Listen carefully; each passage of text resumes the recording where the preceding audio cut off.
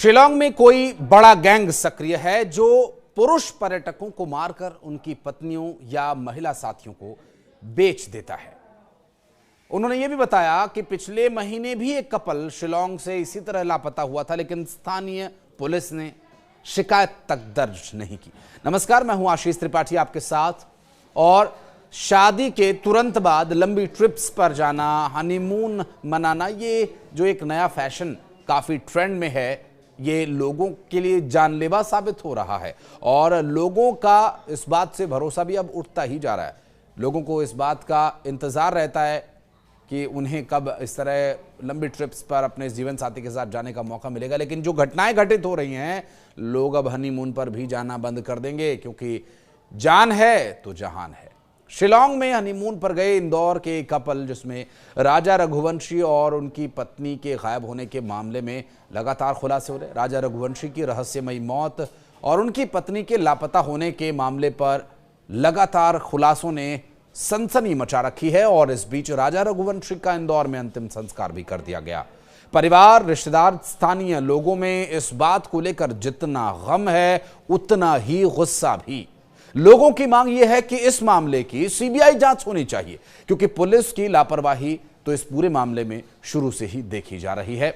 Local gang से police को इस बात का हमेशा भय रहता है कि कहीं वो पुलिस पर ही हमला ना कर दें, उन्हें ही टारगेट ना बना ले, क्योंकि स्थानीय सूत्रों के मुताबिक खबर जो है वो ये कि पहले भी ऐसे मामले सामने आते रहे हैं जिसमें पुलिस की भूमिका शक के दायरे में रहती है। राजा का शव जिस हालत में मिला वो भी चिंताजनक है और उनकी पत्नी का अब तक कोई सुराग न मिल पाना और भी ज्यादा गंभीर परेशानी का कारण है। इस बीच मृतक के भाई विपिन रघुवंशी ने शिलांग प्रशासन और पुलिस पर गंभीर आरोप लगाए। पूरे मामले की सीबीआई जांच की मांग भी की गई। विपिन ने कहा कि शिलांग में उनके साथ डर और दबाव का माहौल बनाया गया, रिपोर्ट दर्ज करने में प्रशासन ने सहयोग नहीं किया। और विपिन ने आरोप यह भी लगाया कि शिलांग में कोई बड़ा गैंग सक्रिय है जो पुरुष पर्यटकों को मारकर उनकी पत्नियों या उनकी महिला साथियों को बेच देता है। उन्होंने यह भी बताया कि पिछले महीने भी एक कपल शिलांग से इसी तरह से लापता हुआ था और न जाने कितने ही कपल लापता हैं जिनका कहीं कोई रिकॉर्ड नहीं है। स्थानीय पुलिस ने शिकायत भी दर्ज नहीं की और पहले भी ऐसे मामले होते रहे। पुलिस की भूमिका हमेशा से संदिग्ध रही। और इतना ही नहीं, हाल ही में एक विदेशी नागरिक की भी हत्या की गई, जिसकी बॉडी अभी तक उसके देश भेजी नहीं गई है। विपिन ने दावा यह किया कि वे जब राजा की मौत के बाद पुलिस स्टेशन पहुंचे तो उन्हें टाइपिंग सेंटर भेज दिया गया कि जाइए लेटर टाइप करवा कर लाइए। अब इस पूरे मामले में पुलिस ने जो उनका आवेदन है वो लेने से भी मना कर दिया। बाद में जब उन्हें किसी तरह का प्रेशर महसूस हुआ, बहुत ज़्यादा वहाँ पर मामला गर्माता नजर आया, तब कहीं जाकर रात 8 बजे एफआईआर दर्ज की गई। विपिन ने आगे कहा कि उनको ये शक है कि राजा की पत्नी सोनम, जो राजा की हत्या के बाद से लापता है, उसका अपहरण कर लिया गया। और विपिन ने मांग की है कि सोनम को जल्द सुरक्षित लाया जाए। और उन्होंने ये भी कहा कि जिन लोगों ने हत्या की है उन्हें पुलिस संरक्षण दे रही है। जिन लोगों पर शक जताया है उनसे अब तक पुलिस ने पूछताछ भी नहीं की है। दरअसल राजा रघुवंशी का इंदौर में अंतिम संस्कार कर दिया गया पूरे वैदिक तरीके से, जो सनातन धर्म में तरीका है। लेकिन इस अंतिम संस्कार के दौरान एक हृदय विदारक दृश्य देखने को मिला, जब उसके पिता चल भी नहीं पा रहे थे। इस भारी भरकम गम को लेकर कंधों पर वो लोगों को उन्हें पकड़कर ले जाते हुए देखा गया। परिवार के लोग, माता, बहनें, पड़ोसी, सभी इस वक्त पूरी तरह से गम में डूबे हुए हैं और बहुत गुस्सा, बहुत आक्रोश भी उनके मन में है। हालांकि उनके दुख, उनके गम के आगे, उनके आंसुओं के आगे वो आक्रोश बिल्कुल दिखाई नहीं दे रहा है। लेकिन स्थानीय लोगों के द्वारा दर्ज कराया गया विरोध और इस पूरे मामले पर सीबीआई जांच की मांग निश्चित रूप से इस ओर इशारा कर रही है। मृतक के भाई विपिन ने रेंट पर जो गाड़ियां दी जाती हैं, स्थानीय जो गाइड हैं और होटल वाले, चाय की टपरी वाले, इन सभी पर शक जताया है। साथ ही उस चाय की दुकानदार को भी शक के दायरे में उन्होंने लिया जहां राजा और सोनम ने आखिरी बार चाय पी थी। दरअसल विपिन स्थानीय प्रशासन पर मामले को दबाने का आरोप लगा रहा है। पुलिस और प्रशासन स्थानीय प्रभावशाली लोगों के दबाव में काम कर रहे हैं। विपिन ने केंद्र सरकार और मेघालय के राज्यपाल से इस मामले में निष्पक्ष जांच की मांग के लिए सीबीआई को ये जांच सौंपे जाने की मांग की। गौरतलब है कि इंदौर के ट्रांसपोर्ट कारोबारी राजा रघुवंशी अपनी पत्नी सोनम रघुवंशी के साथ शिलांग में हनीमून मनाने के लिए गए हुए थे और शिलांग पहुंचने के 3 दिन बाद दंपति गायब हो गया। 11 दिन बाद राजा रघुवंशी का शव गहरी खाई से मिला और इस मामले की शिलांग एसपी विवेक सिंह जांच कर रहे हैं।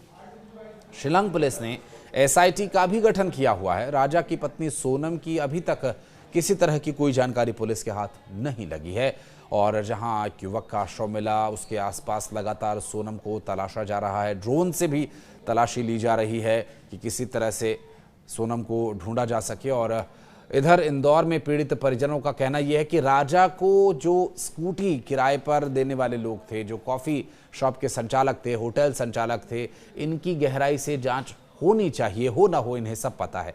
इस वारदात में इन तीनों का हाथ भी हो सकता है। और अभी तक गायब सोनम की उनकी सास से जो आखिरी कॉल रिकॉर्डिंग है उसके अनुसार सोनम ने कॉफ़ी पीने लायक नहीं बताई थी। उसका ये कहना था कि कॉफ़ी पीने लायक नहीं है। माना यह भी जा रहा है कि कॉफ़ी शॉप के संचालक के साथ उसका विवाद भी हुआ, राजा का और उसकी पत्नी का, और तभी से वो दंपत्ति गायब हैं। स्थानीय गैंग जिसमें आरोप ये लग रहा है कि ये नक्सलियों से भी ज़्यादा खतरनाक लोग हैं।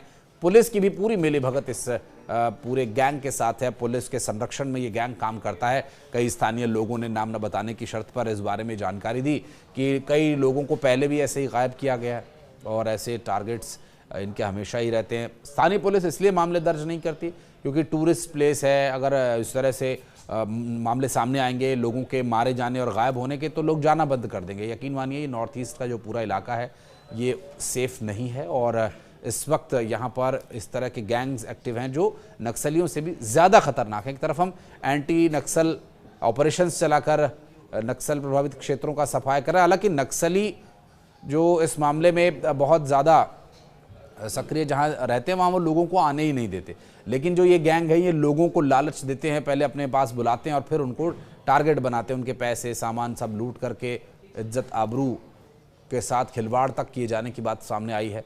हालांकि ये जो पूरा घटनाक्रम है स्थानीय पुलिस के पूरे संरक्षण में चल रहा है, ऐसे आरोप वहाँ के लोगों के द्वारा भी कई लोगों के द्वारा भी लगाए जा रहे हैं। और जो पीड़ित परिवार है, राजा का परिवार है, उनके खुद के अनुभव से ये बात भी सामने आई है कि वहाँ पुलिस जो है बिल्कुल भी सपोर्ट नहीं कर रही है। स्थानीय लोग उन्हें शिकार की नज़र से देखते हैं, ना कि टूरिस्ट या पीड़ित की नज़र से देख रहे हैं। इस वक्त पूरा जो नॉर्थ ईस्ट है और ख़ास करके मेघालय का ये पूरा इलाका शिलांग वाला, ये निश्चित रूप से अभी शक के दायरे में है और यहाँ के स्थानीय नेता, प्रशासन, यहाँ तक कि प्रदेश के मुख्यमंत्री भी शक के घेरे में हैं कि ये लोकल लोगों के और इन गैंग्स के दबाव में आकर के कोई कदम नहीं उठा रहे हैं। टूरिस्ट के साथ लगातार इस तरह की घटनाएं हो रही हैं। तो जब तक यहाँ की सरकार या यहाँ के प्रशासनिक अधिकारी इस पूरे मामले में उचित कार्रवाई न कर ले, ऐसी संदेहास्पद जगहों पर आप जाने से बचें। छुट्टियाँ चल रही हैं, लोग ज़्यादातर घूमने फिरने के लिए इस तरह की जगहों पर जाना पसंद करते हैं, लेकिन पहले खबरों में या रिव्यूज़ में आप देख लें कि कौन सी जगह जाने लायक है या नहीं। फिलहाल इस वक्त शिलांग बिल्कुल भी सेफ नहीं दिखाई दे रहा क्योंकि यहाँ पर लगातार टूरिस्ट्स की हत्या हो रही है और पुलिस चैन की नींद सो रही है। आप इस पूरे मामले पर कुछ कहना चाहें तो ज़रूर बताइएगा और कोई प्रतिक्रिया देना चाहें तो कमेंट सेक्शन में अपनी राय आप दे सकते हैं।